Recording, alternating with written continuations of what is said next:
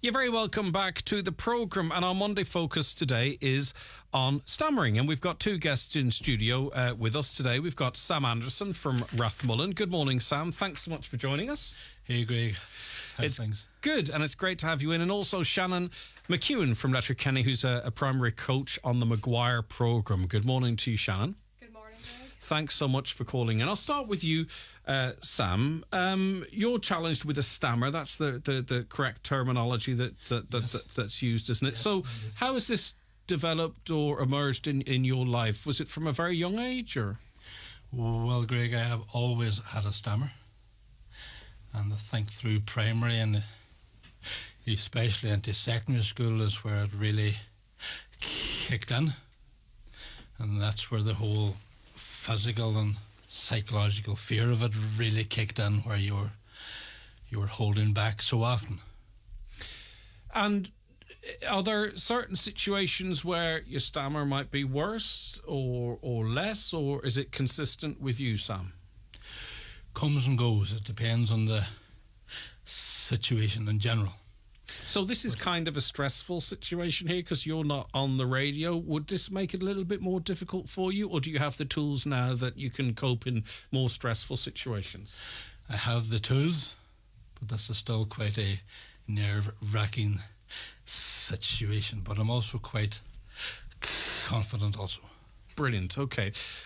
So how did it impact you, or how do you want to phrase it? Because I know the obvious things, like about, in school and all that, but yes. I want it in your words, Sam. As a younger person, yes. with a stammer, how was it? How did it affect you?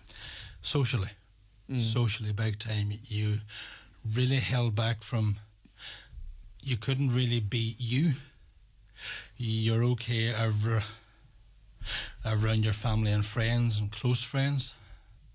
But in the general sense, in class, you're holding back from speaking.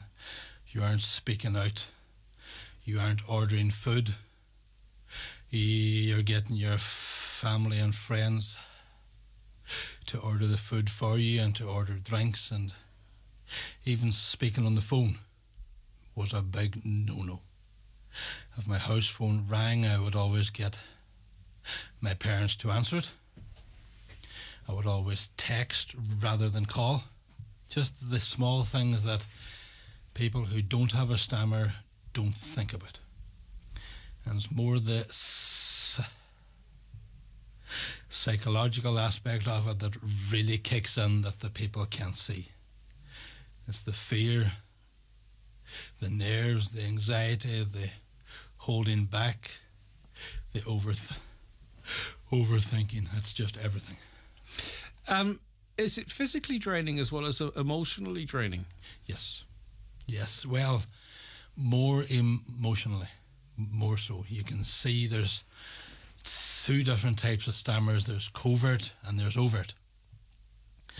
I am very much overt, whereas you can see the physical blocking.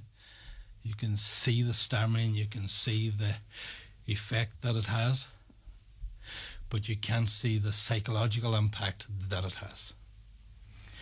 And then you've got the covert people, where they may seem that they're a fluent speaker, but they're able to substitute words in their head that the sentence still makes sense. So the person that they're talking to hasn't a clue that they even have a stammer. They're a bit more cute on it, or exactly. whatever way you might want to describe it. But they still have the same psychological effect on them also.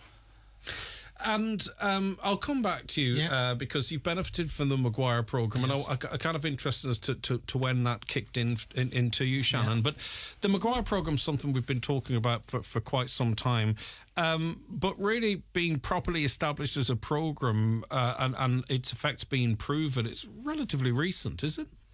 Yeah, so this year is actually the 30th anniversary of the program. It was set up in 1994 by an American guy called Dave McGuire, and then it eventually made its way to Ireland in 1998, I think. So it's been established here since then, and thousands of people have gone through the Maguire Program in Ireland, like myself and Sam, and I can safely say for the two of us, it's just completely changed our lives. Even for me to be here live on air with you, Greg, speaking about this, I joined 8 years ago, and if you told me then that I'd even be speaking about my stammer, for me it was very much something that I brushed under the carpet. It wasn't there, elephant in the room as such, and now I'm very open and honest about it, and I'm really happy that we can be on here to just raise a bit of awareness for it. And was your younger years, your childhood, very similar to Sam's? Yeah, definitely. I've had a stammer since I was 3, so pretty much my whole life. But for me, as a child, it would tend to come and go until I was around 8 years old, and then it stuck with a vengeance.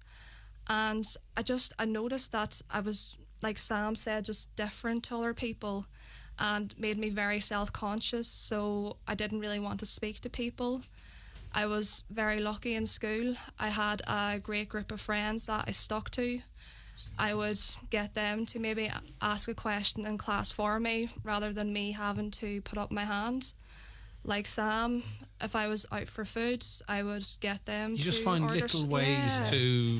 Or I'd order you. something that I could actually say as opposed to what I wanted, just because my fear level was that high, and I'd be that embarrassed to stammer in front of somebody.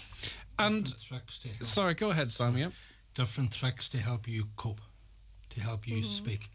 Some people could be slapping their thigh, some people could be doing other things. Everybody has has a trick of some sort that helps them speak. It's a survival mode, is it really? Not that it's like life and death, but you say, well, how can I operate in this world? In a field situation. Yeah. Yes, it can be, almost.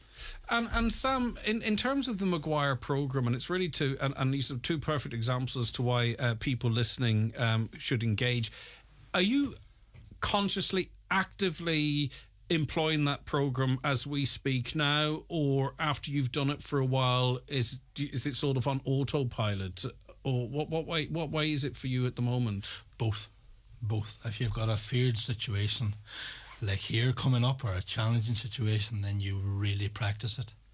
You really drill it in hard to get your speech to a strong point for it. But I think the key to this program is that the program itself is run by people who stammer. So everyone on the program has come through it, and only for people who stammer, it's only them who really know how it feels to have a stammer. Yes, your family and friends are really hurting for you whenever you're blocking and pushing out them words and sounds uncontrollably, and you know that they're hurting for you. But only you as a stammerer really know how it feels. The others are only scratching the surface when they think that they know. They haven't a clue, to be honest. Shannen, was it hard for you to sort of, trust that this might work? Like, I'm kind of curious as that when you make that call or when you make that initial contact, how quickly, the Maguire program can be seen to be working, if you know what I mean. Yeah, so Greg, I actually had speech therapy as a child. I had it twice, and it would work for a while with me, but sooner or later I'd find myself back at square one again. So I just started to think then, this is going to be my life now. There's no cure. I'll be like this forever. And then one night Mum was searching for something to help me, and she came across the Maguire Program. So I got signed up and I went down to Galway for a few days, not really expecting anything. As I say, speech therapy hadn't helped, so I thought this course was going to be exactly the same. Bit of a waste of time, but sure, I'll give it a go. And well, the program, it's a 3-day course. On Wednesday, I went in with no expectations, And Saturday, when the programme ended, I was a changed person. Wow, I didn't realise it was done sort of almost in a 3-day session like that. Was that your experience as well, Sam? Yes.